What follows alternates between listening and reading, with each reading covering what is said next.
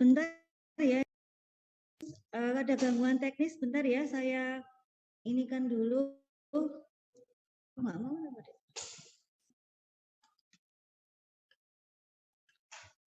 Oh, nggak kelihatan ya, Dek? Sudah saya duplikat.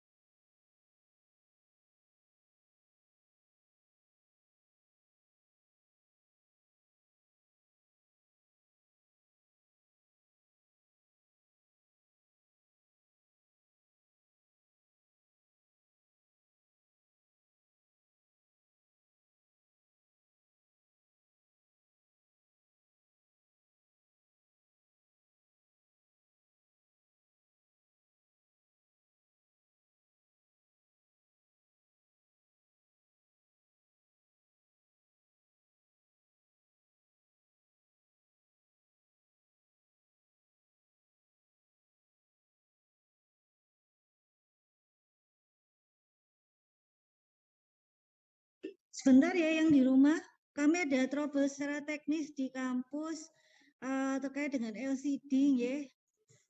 Oke, sambil menunggu nanti ini LCD-nya, kita sedikit review saja yang kemarin. Apa sih bedanya spektrum klinis dari unstable angina, STEMI, dan non-STEMI? Secara EKG gimana kemarin? Ada yang masih ingat? Jadi kan sindroma koronari akut kan ada 3 ya adik-adik sekalian, yaitu unstable angina, STEMI, dan non-STEMI. Nah, itu kenapa gitu? Bedanya apa gitu? Ada yang bisa menyampaikan, silakan.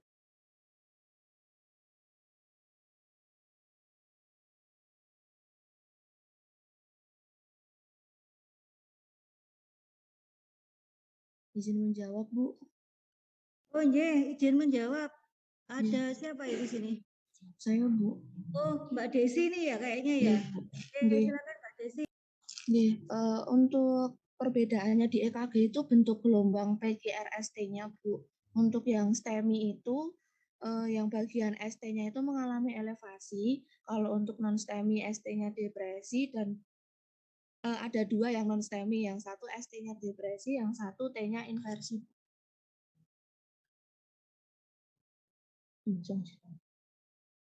Apakah suara saya masuk, Bu? Oh ya, masuk Mbak Desi. Yang inversi tadi punyanya siapa? Non STEMI, Bu. Non-STEMI, ya benar. Kalau unstable angina bisa jadi perubahan, bisa tidak. Itu ya. Itu adalah ciri khasnya. Oke, secara enzim gimana? Ada perbedaan atau enggak?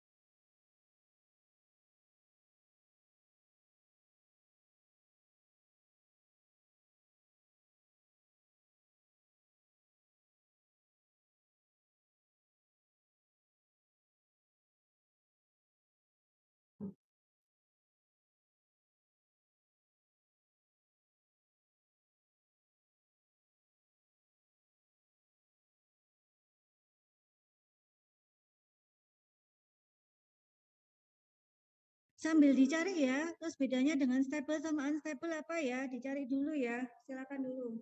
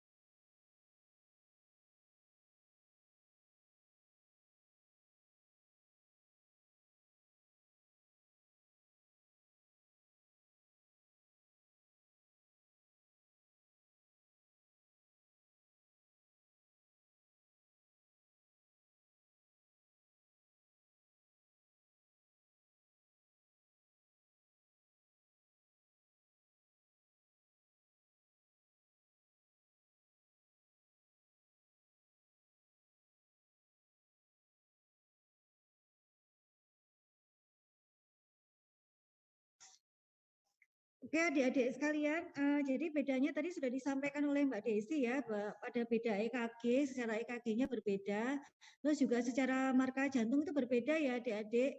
Untuk yang non-STEMI sama STEMI ada kenaikan 2 kali lipat dari marka enzim jantung, yaitu yang paling spesifik adalah troponin ya adik-adik. Nah, terus juga untuk ini, sebentar.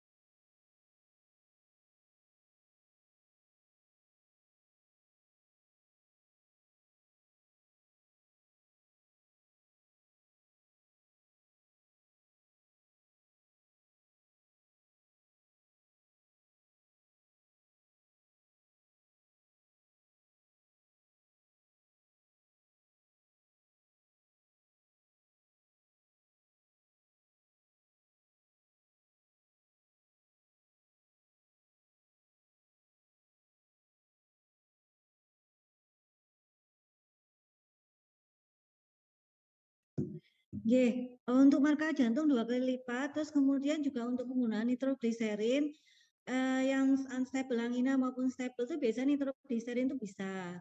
Cuman kalau yang stable cuman yang STEMI sama non STEMI biasanya tidak bisa gitu ya untuk mengurangi nyerinya.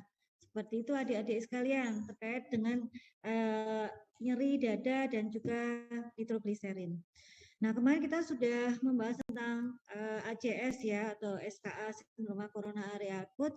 Hari ini kita akan membahas tentang stable angina. Stable angina itu apa? Gitu ya. Ini slide nomor 1 ya adik-adik sekalian.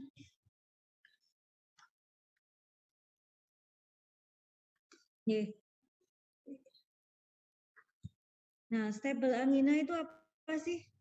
Stable angina itu adalah kejadian di luar spektrum daripada penyakit sindroma koroner. Sebentar ya, saya terima telepon.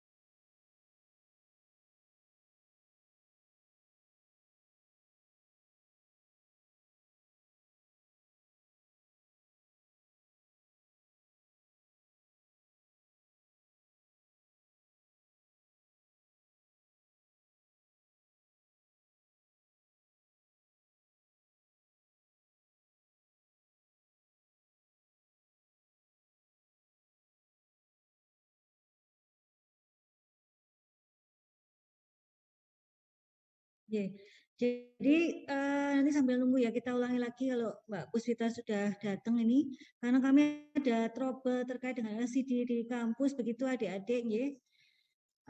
Jadi untuk stable angina itu adalah kejadian di luar sindroma koronari akut adik-adik sekalian. Secara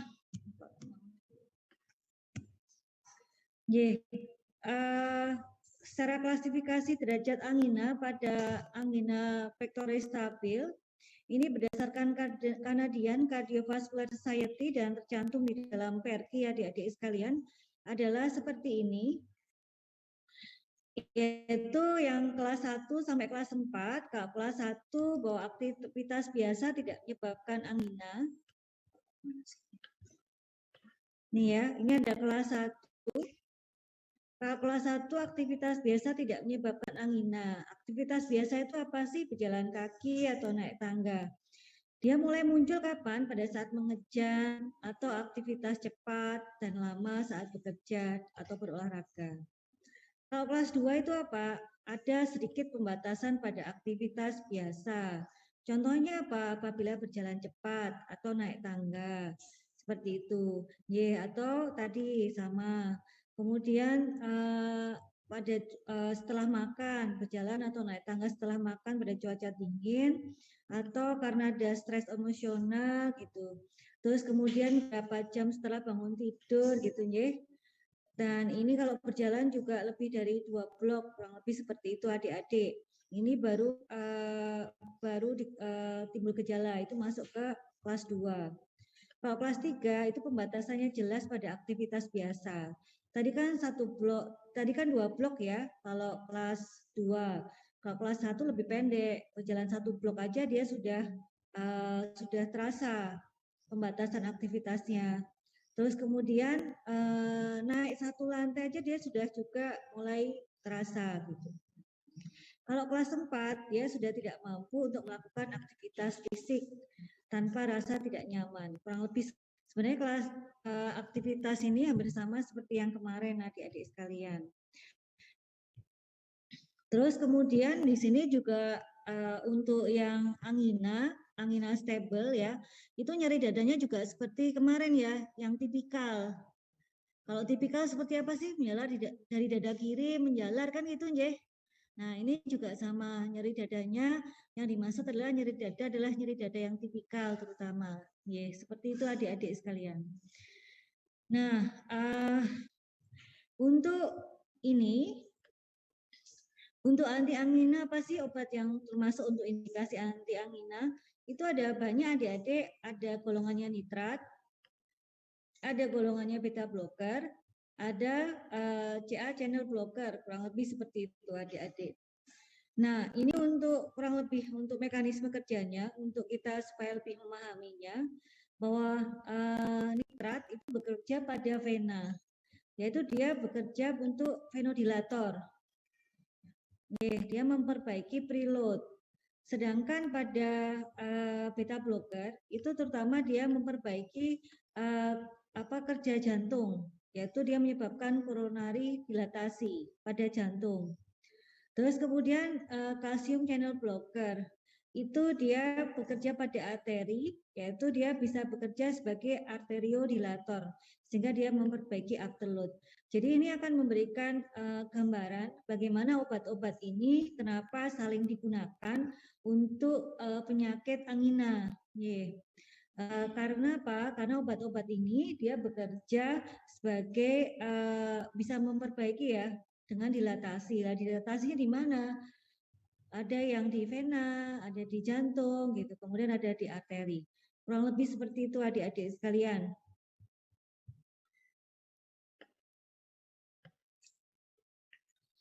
Nah, untuk malah mati ya.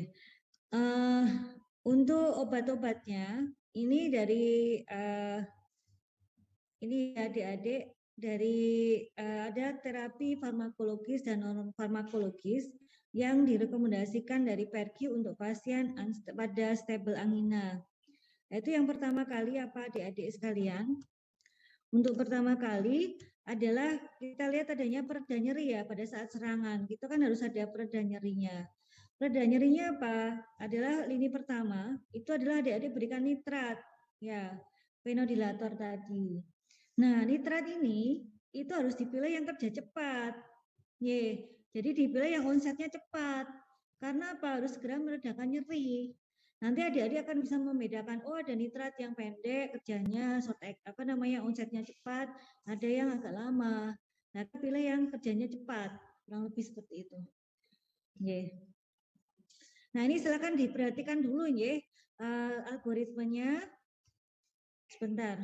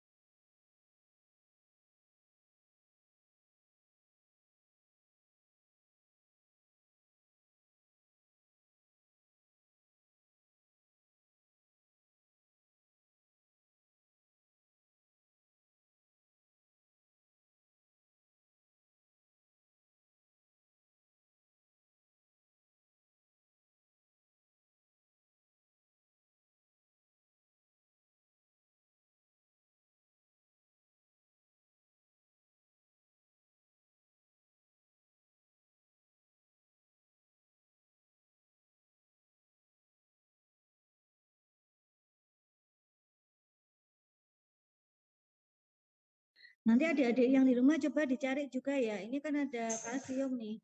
Ada di hidropiridin sama non dihidropiridin. Yang termasuk dihidropiridin itu yang mana? Yang non dihidropiridin yang mana gitu ya. Tolong dicari yang di rumah nih terutama. Terus bedanya apa dihidropiridin dan non dihidropiridin gitu. Silakan ya dicari dulu. Nanti kita kembali lagi.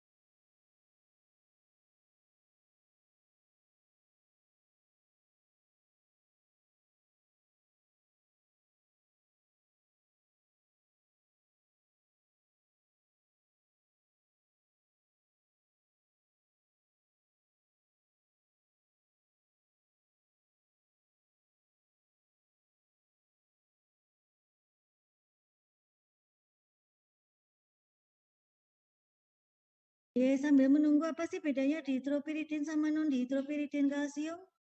Yang di rumah terutama, yang di kampus juga boleh. Apa bedanya kalsium yang termasuk dihidropiridin yang mana? Yang non dihidropiridin yang mana? CCB yang mana?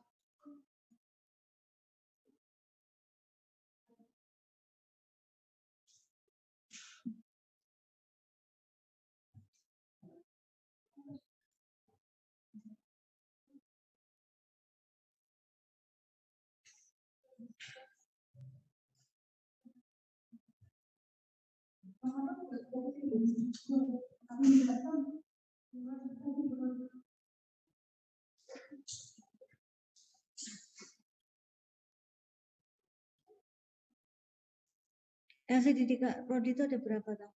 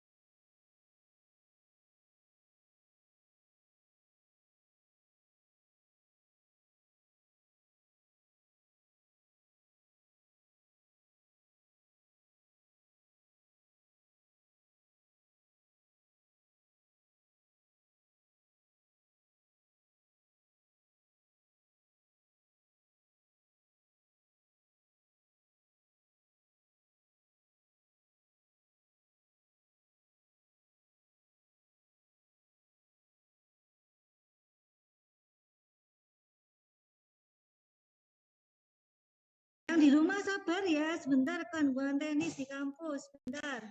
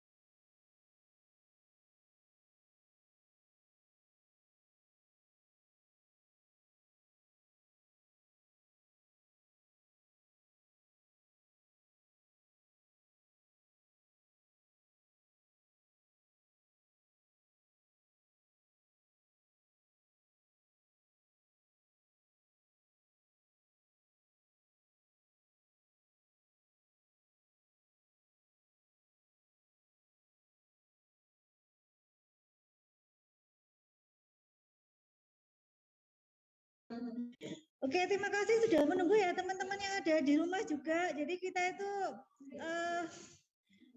harus bersabar memang pada bulan ini ya. Hari ini kita adalah ada trouble terkait dengan LCD, dan kita sudah mendapatkan obatnya. Tadi pertolongan pertama pada LCD nih, alhamdulillah ini ada ada tabib LCD yang luar biasa di angkatan 2019. Yeah. Terima kasih. Oke, kita masuk ke sini ya. Kita ulangi lagi dari depan sebentar aja. Ini tadi ya. Kenapa deh? Ya, saya tidak boleh bergerak ya. Oke. Jadi hari ini kita belajar pada stable angina adik-adik sekalian ya. Dari stable angina ini adalah semua kejadian di luar sindroma koronari akut. Sindroma koronari akut tadi apa? Unstable angina, stable non-STEMI sama STEMI. Kalau STEMI adik-adik harus ingat kalau EKG-nya itu ST elevasi. Ya. Terus kalau non-STEMI ada apa? Ada ini tadi tuh depresi ya. Ya, depresi tuh, depresi ST atau inversi pada T, kurang lebih seperti itu. Terus kemudian kalau unstable angina bisa berubah, bisa tidak. Terus kemudian untuk enzim jantung yang spesifik, terutama troponin, non-STEMI sama STEMI, itu adalah apa sih? Bisa naik, dikatakan naik berapa? 2 kali dari normal, di dalam batas atas. Terus kemudian kalau yang unstable angina itu bisa tidak ada perubahan. Nah, karakteristik daripada angina pectoris stable sama yang unstable itu sama kalau secara klinisnya, ya seperti itu. Cuman kalau lihat dari plaknya itu yang agak berbeda. Kalau yang unstable tuh plaknya enggak stable, memang mudah ruptur, gitu intinya. Kalau yang stable, plaknya ini stable. Ya, karena itu dia katakan dia stabil. Kemudian terkait dengan nyeri yang diutamakan adalah yang harus diperhatikan adalah nyeri yang tipikal. Apa sih nyeri yang tipikal? Nyeri pada dada sebelah kiri yang menjalar ya, lebih seperti itu. Nah, nyeri itu bisa diobati dengan nitrogliserin. Ya, nitrogliserin tadi apa? Dia sebagai anti angina. Bekerjanya dengan cara apa? Vasodilator, ya toh? Nah, karena perlu pereda nyeri yang cepat, maka gimana caranya? Kita harus pilih yang short acting, bukan short acting ya, kerjanya cepat, mulainya kerja cepat gitu. Onset of action-nya adalah yang cepat. Maka kita pilih yang apa? Salah satunya. Nanti kita lihat ya, salah satunya adalah nitrogliserin yang sublingual. Karena kita tahu kalau di bawah lidah ya, itu kenapa onsetnya lebih cepat. Kuliah biofarmasetikanya silakan dilihat lagi. Ya, seperti itu. Nah, untuk kelas-kelasnya juga hampir sama adik-adik. Yang kelas 1 itu adalah aktivitas biasa tidak menyebabkan nyeri. Kelas 2 mulai ada pembatasan aktivitas, ya. Contohnya kalau berjalan ya 2 blok lah. Kalau kelas 3 ya 1 blok dia udah nyeri gitu, ya. Terus kemudian kalau kelas 4 ya dia kalau aktivitas fisik pun sedikit itu sudah menimbulkan rasa tidak nyaman. Kurang lebih demikian. Nah, untuk obat anti anginal, kita juga kemarin juga sudah bahas bahwa untuk nyeri dada terutama itu harus kita lihat anti anginal drug, obat yang indikasi anginal. Golongan apa aja? Golongan nitrat, golongan beta blocker, golongan CA channel blocker. Kerjanya apa? Yaitu kita lihat kenapa sering digunakan untuk kombinasi. Karena yang utama adalah vasodilator. Vasodilator itu apa? Nitrit. Y itu memperbaiki preload. Terus kemudian pada jantung itu adalah beta blocker. Ya, dia bekerja pada memperbaiki cardiac work kerja jantung, yaitu coronary dilatasi. Terus kemudian pada kalsium channel juga bisa, cuman dia titik kerjanya pada arteri. Karena itu dia dikenal adalah arteriodilator. Nah, oh, di Zoom belum kelihatan.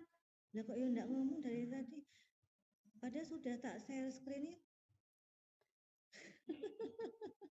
Di rumah bisa sekarang ini ya, ya ampun. Ini sudah terlihat belum ya, teman-teman? Sudah, Bu. Sudah, Bu. Maafkan saya tadi sudah kemana ya? Nggak kelihatan ternyata. Disampaikan ya. Nah ini untuk lini kerja ya, kemarin juga masuk ke CBT, nggak kelihatan, kalau di sini kelihatan. Oh ya. Untuk pereda nyeri, karena kita tadi pilih yang onset of action-nya cepat, ya, untuk pereda nyeri, itu kita pilih yang onset of action-nya cepat, yaitu contohnya adalah nitrat kerja cepat. Contohnya adalah yang nitroglycerin sublingual. Ini adalah pertamanya. Nah, ini bisa dikombinasi nih dengan contohnya adalah kalsium channel blocker. Kurang lebih seperti itu adik-adik. Nah, kalau kalsium channel blocker ini tidak, terutama yang dipertimbangkan adalah kalsium channel blocker yang dihidropiridin, ya, jika laju jantungnya rendah. Nah, kalau mamanya ini juga tidak bisa, terutama yang CCS itu apa sih? Coronary calcium scoring, nanti kita lihat apa, lebih dari 2, baru kita berikan kombinasi 3, gitu ya. Yaitu apa sih, penyekat beta dan kalsium channel blocker yang dihidropiridin. Oke, sekali lagi adik-adik ya, ini karena anak nanti diwolak-walik di kasus gitu, sama yang CBT adik-adik, OSC dan sebagainya, baik untuk profesi ataupun yang S1 saat ini. Jadi untuk angina pectoris stable, lini pertamanya adalah kita nitrat kerja cepat. Dan ini nanti bisa ditambah adik-adik, ya, bisa ditambah dengan kalsium channel dihidropiridin. Jadi pertama pokoknya nitrat dulu, habis itu bisa ditambah, gitu ya. Nah, nanti kapan sih harus bisa kita berikan yang namanya 3 kombinasi? 3 kombinasi apabila coronary calcium scoring-nya adalah lebih dari 2, gitu ya. Itu apa? Gitu ya. Nanti kita lihat dulu sebentar. Nah, ini adik-adik, namanya coronary artery calcium scoring ya. Itu sebenarnya nanti dilihat sih secara tomografi gitu. Itu dia plaknya bagaimana? Kurang lebih seperti itu. Ya, plaknya seperti apa? Atau dilihat dengan Framingham risk score, itu juga bisa gitu ya. Jadi pakai coronary artery scoring, nanti dilihat dari tomografinya plaknya seberapa, kurang lebih seperti itu. Nah, atau dilihat kalau itu tidak ada, kita bisa pakai Framingham risk score, kurang lebih seperti itu adik-adik. Jadinya tadi gimana sih gitu ya? Jadinya kalau intinya adalah kalau itu merupakan yang high risk gitu atau moderate high risk gitu, maka kita mulai harus berikan 3 kombinasi, kurang lebih seperti itu adik-adik sekalian.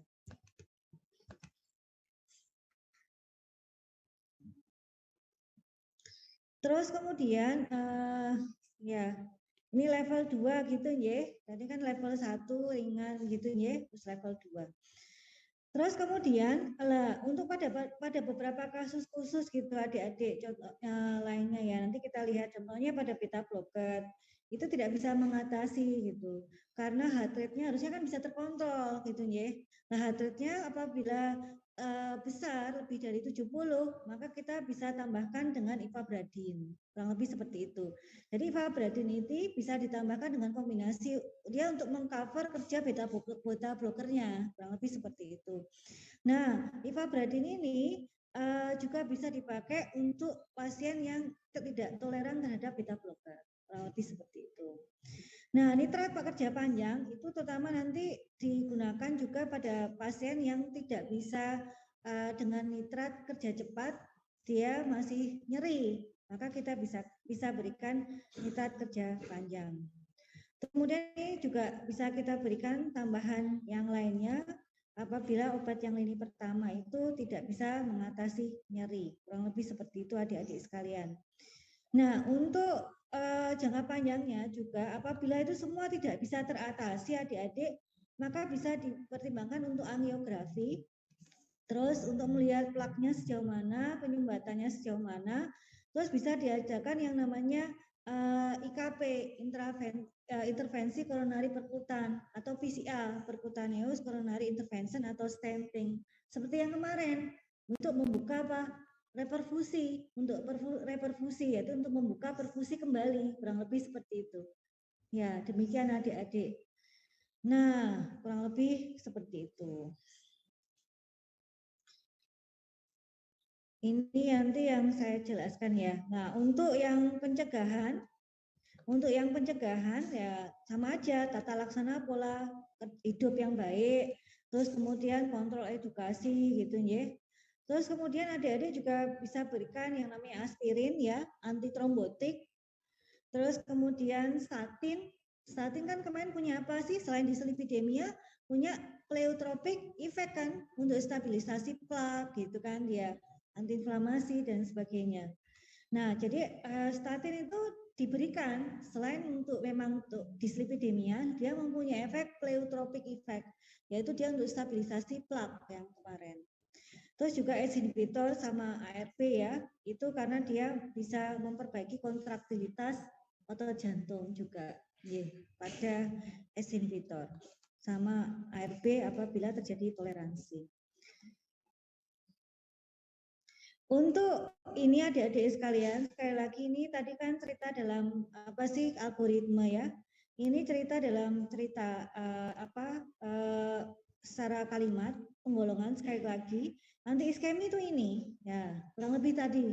Ada yang lini pertama apa, lini kedua kita sudah cerita. Terus kemudian jangan lupa untuk edukasi kita harus perbaiki nih terapi non farmakologis. Terapi non farmakologisnya apa? Ada ini. Ya, kurang lebih seperti itu adik-adik. Ini bisa dijelaskan ke pasien. Ini sama dengan sindroma koronari akut yang kemarin. Ini tinggal mengulang saja. Untuk pencegahan ya tadi kita sudah berikan ya adik-adik, ada antiplatelet ya, terus kemudian lipid lowering agent ya. Terus juga yang namanya anti penghambat sistem renin-angiotensin, aldosteron, utama adalah ACE inhibitor dan ARB. Kurang lebih seperti itu. Ini adik-adik untuk APS utama perbaiki gejala dan mencegah terjadinya kardiovaskular event. Dan kita karena kejadiannya karena plak, jadi kita menurunkan progresivitas plak, kita harus stabilisasi plak dengan menurunkan inflamasi ya. Terus kemudian kita mencegah trombosis, struktur plak dan erosi, kurang lebih seperti itu adik-adik. Nah untuk anti-iskeminya adalah seperti ini. Ini tadi, sampai di sini ada pertanyaan? Oke, ini nanti dipelajari ya. Nanti waktu review kita akan ada kuis. Ini saya sampaikan dulu, jadi silakan belajar. Nanti untuk ujian tinggal enak lah, seperti itu. Untuk nitrat, tadi ya adik-adik kita kan bicara nih, ada nitrat yang rapid acting. Kelihatan nggak ya? Nah, rapid acting ya, rapid acting. Contohnya adalah nitrogliserin atau amil nitrat adik-adik, biasanya diberikan secara sublingual. Kurang lebih seperti itu. Dan ini adalah onset of action-nya cepat. Cuman contohnya ini pada amil nitrat ini itu durasinya juga cepat. Ya, durasinya juga cepat. Jadi nitrogliserin yang short acting ini amil nitrat juga atau ISDN ini dia onset of action-nya cepat, tapi duration-nya juga cepat, kurang lebih seperti itu. Jadi kalau mamanya nyerinya tadi berkurang atau masih itu, maka kita harus berikan juga yang namanya long acting. Jadi kalau nyerinya reda, sudah ya sudah. Nah kalau yang namanya short acting bisa diberikan berapa kali kemarin? Bisa sampai berapa kali? Ingat 3 kali. Jedanya berapa menit? 5 menit. Ya, kurang lebih seperti itu adik-adik. Dosisnya berapa? Bisa contohnya adalah nitrogliserin ya yang sering dipakai. Itu adalah nitrogliserin bisa 0,15 sampai 1,2 mg. Jadi perkalinya gitu. Ya, terus kemudian nanti bisa diulangi 3 kali dengan jeda 5 menit. Ya. Itu untuk PIO ya, itu ingat-ingat aja karena ini dibawa semua. Nanti dibawa ke CKA, ke jantung gitu ya. Itu dibawa. Kurang lebih seperti itu. Nah, kalau itu tidak bisa, maka kita berikan apa? Berikan yang namanya long acting.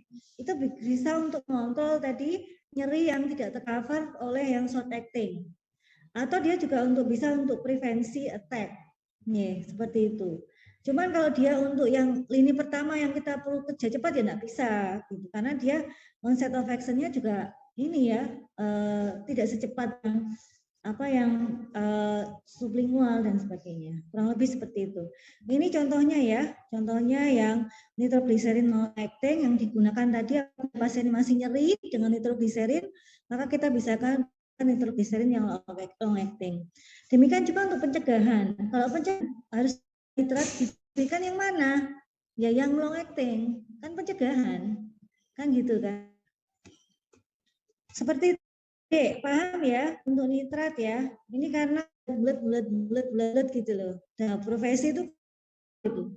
Dan kami tidak punya waktu sepanjang ini itu loh masalahnya. Nah, saya bingung caranya gitu ya. Nah, itu apa lagi tadi? Penyekat beta ya. Oh, internetnya unstable. Ya. Nanti kalau teman-teman di rumah ada gangguan tuh boleh ya disampaikan aja internetnya tidak stabil, boleh gitu. Ya, itu nanti dimatikan boleh. Ya, yang penting disampaikan. Beta blocker ini dapat dikombinasikan dengan dihidropiridin ya. Dihidropiridin dulu ya, kita lihat. Jadi kalsium channel blocker ini adik-adik sekalian. Kalsium channel blocker tadi kan pasiennya kan pertama dikasih nitrat ya. Nah, habis itu setelah itu bisa ditambahkan kalsium channel blocker. Nah, kalsium channel blocker tadi apa? Bisa bekerja sebagai dilatasi terutama pada arteri. Terus kemudian dan dia bisa memperbaiki juga sih resistensi vaskular perifer itu juga bisa. Terus kemudian untuk perbedaannya ya, adik-adik nanti harus tahu dihidropiridin dan non-piridin. Ini pada lokasi ikatannya pada porus kanal kalsium.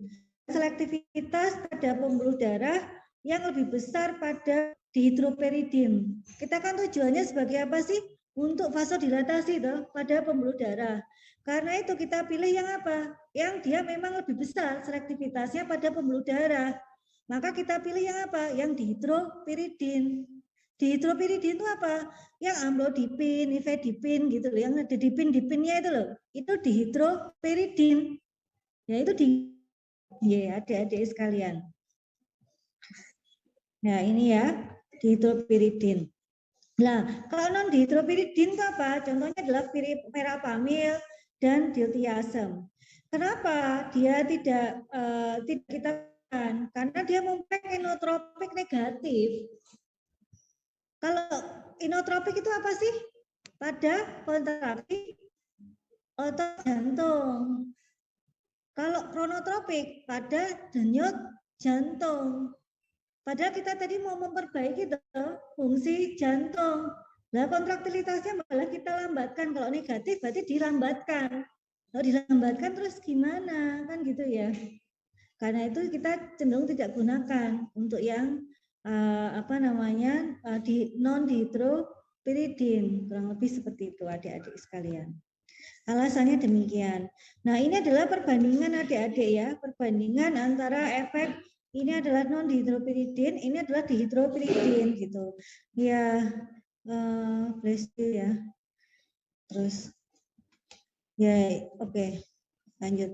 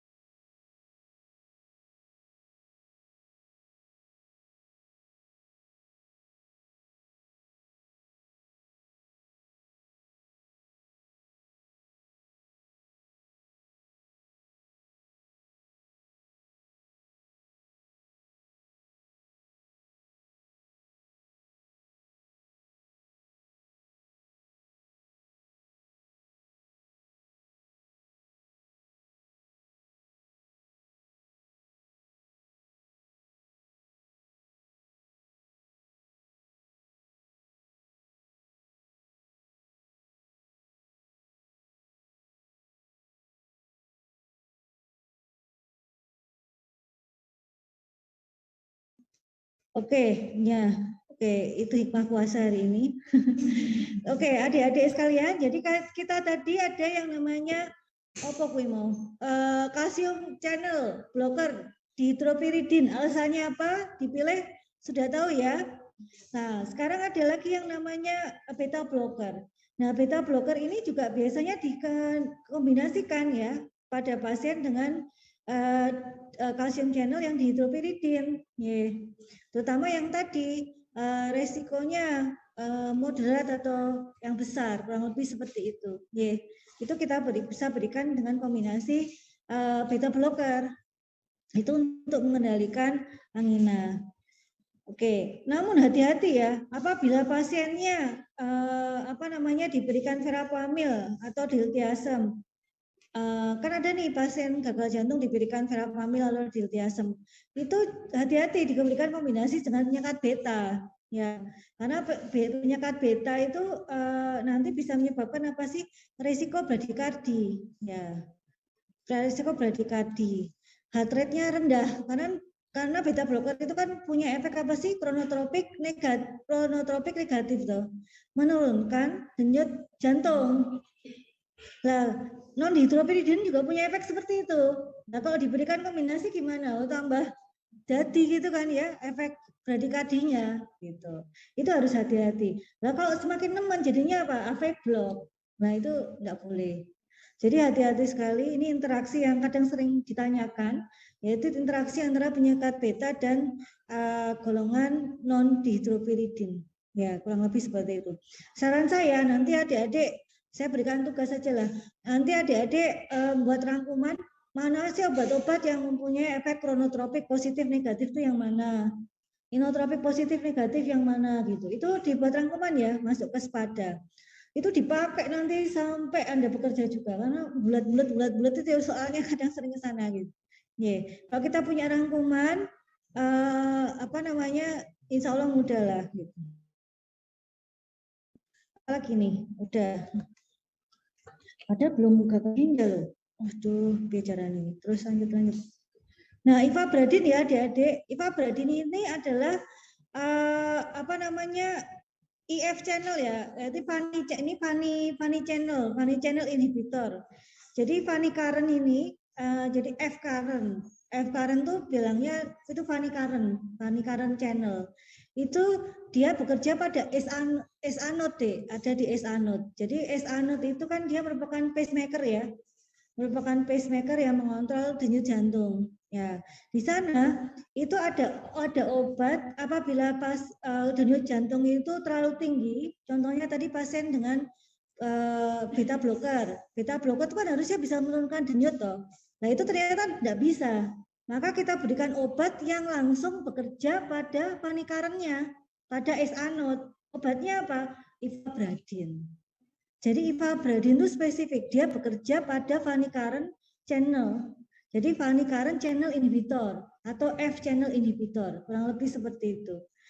Nah, itu dia menghambat aliran nodus pada sinus pacemaker, sehingga dia bisa memperbaiki apa? Bisa memperbaiki denyut jantung, mengurangi kebutuhan oksigen, ya, kurang lebih seperti itu. Dan dia tidak ada punya efek inotropik, gitu. Kalau dia tidak ada efek inotropik, ya, ini bagus karena kadang pada gagal jantung kita kontraktilitasnya rendah. Nah, kalau kita berikan obat yang punya kronotropik, yang punya efek inotropik gimana? Ya kan, punya efek inotropik kan tambah udah rendah, ditambah inotropik negatif gimana? Tak tambah rendah ya. Jadi ini ivabradin spesial, dia memperbaiki kronotropik atau denyut, tapi tanpa mempengaruhi inotropik, tanpa mempengaruhi kontraktilitas otot jantung. Itu sangat menarik. Dan obat yang spesial itu adalah ivabradin. Ya, ini juga sering keluar adik-adik. Ini diingat-ingat aja. Ya, kurang lebih seperti itu. Terus kemudian ini ada nikorandil ya. Ya, ini sebenarnya derivat ini ya nitrat derivat dari nikotinamid, kurang lebih seperti itu. Dapat ditambahkan setelah penyekat beta dan CCB tidak memberikan efek yang optimal, kurang lebih seperti itu adik-adik sekalian. Jadinya dia bisa diberikan oral secara jangka panjang untuk stabilisasi plak pada APS gitu. Jadi ini tadi kan ini kedua, dia itu karena dia efeknya itu hampir sama ya, hampir sama gitu. Dia kan nitrat derivat dari nikotinamid.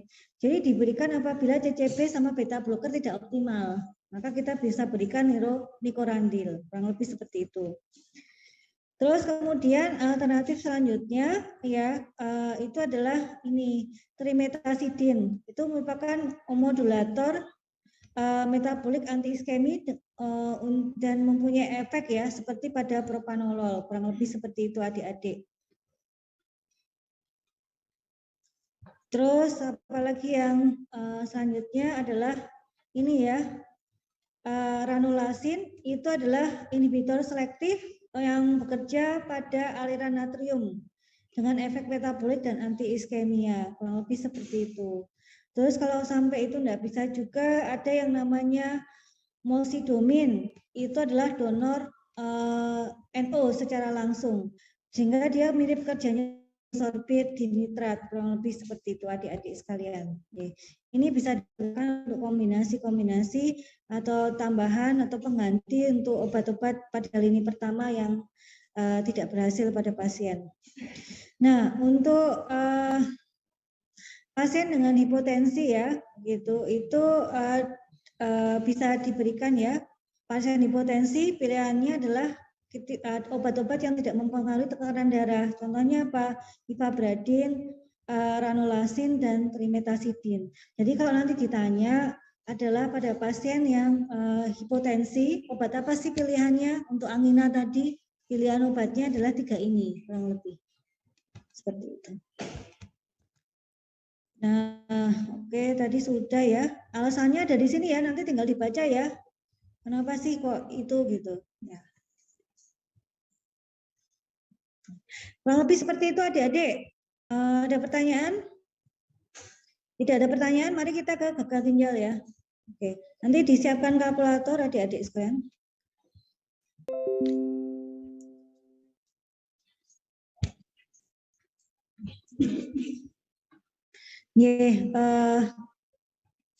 Adik-adik nanti kita akan melakukan diskusi, kelihatan ya. Kita melakukan ini adalah perubahan farmakokinetika apa sih pada pasien dengan gagal ginjal. Gagal ginjal itu definisinya apa sih sebenarnya, kan gitu ya.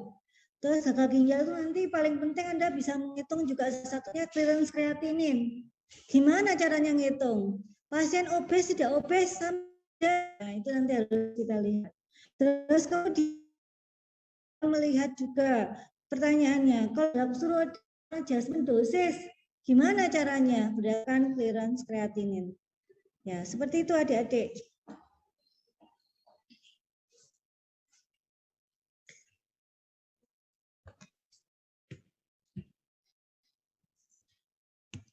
Oke. Ini adalah studi kasus kita hari ini, yaitu pasien J 50 tahun 70 kg.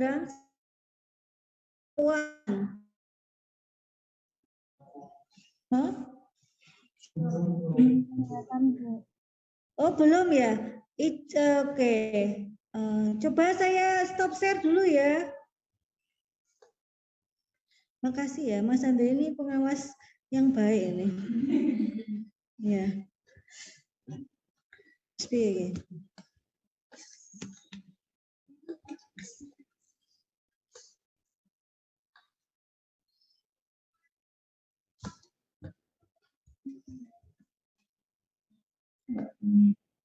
Sudah kelihatan belum ya di Zoom ya? Sudah. Tapi kok nggak mau besar ya? Saya nggak mau slideshow itu dia. Saya stop share dulu sebentar sekali lagi. Ini nggak mau slideshow soalnya. Saya ulangi lagi. Sudah kelihatan ya? Saya slideshow, nggak mau juga dia slideshow. Ini nggak mau slideshow itu, Dek. Kelihatan nggak ya? Kelihatan nggak di sini? Kelihatan tuh? Ya. Ya, nanti kita coba lagi ya. Ini nggak mau slideshow ya dia. Nggak mau itu. Ya udah. Ini dulu ya, ini deh dulu. Jadi dia pasien J, 50 tahun, 70 kg, 178 cm perempuan. Serum kreatininnya dia stabil dalam 3 hari saat dia dirawat inap, yaitu 0,9 gram per desiliter adik-adik sekalian. Pertanyaannya adalah berapa sih nilai clearance pasien? Nah, cuma rumusnya itu akan beda untuk pasien yang obes sama tidak obes. Jadi gimana caranya? Yaitu kita harus tentukan BMI pasien dulu adik-adik sekalian. Gitu ya. Terus kemudian ada tanya nih, pasiennya dapat gabapentin, dosis adjustment-nya kayak apa? Gitu ya, udah bisa?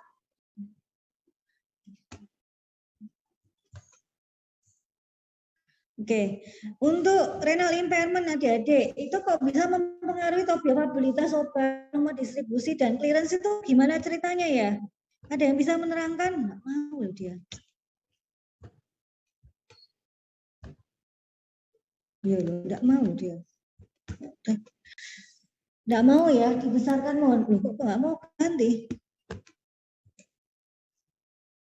Loh, dia apa ya? Kok nggak mau ya? Sebentar ya, saya stop share dulu.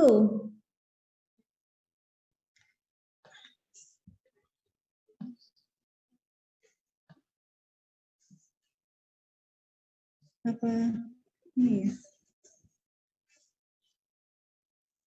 Kok kayak nggak mau gitu ya?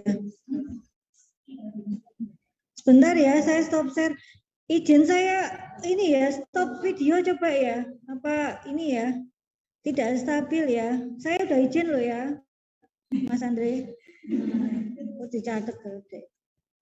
Ini nggak mau deh.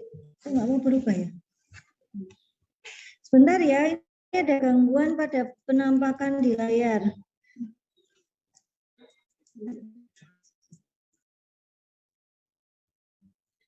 Izin saya ulangi sekali lagi.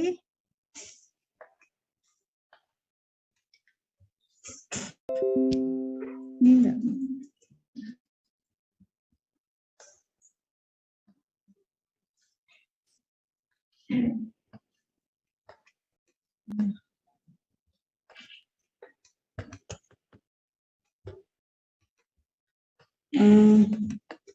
Kayak PowerPoint-nya harus saya tutup dulu deh.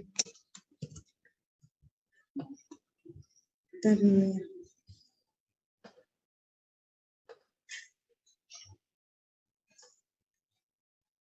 Sebentar, saya ada permasalahan di PowerPoint ini. Saya izin membuka PowerPoint kembali.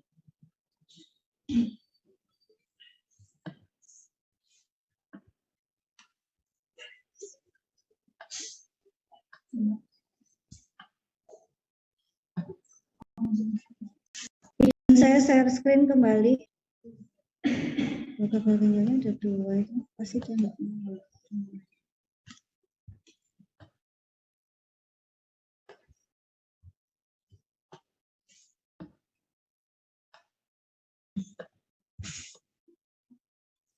Izin saya share screen. Sudah nampak? Nampak enggak?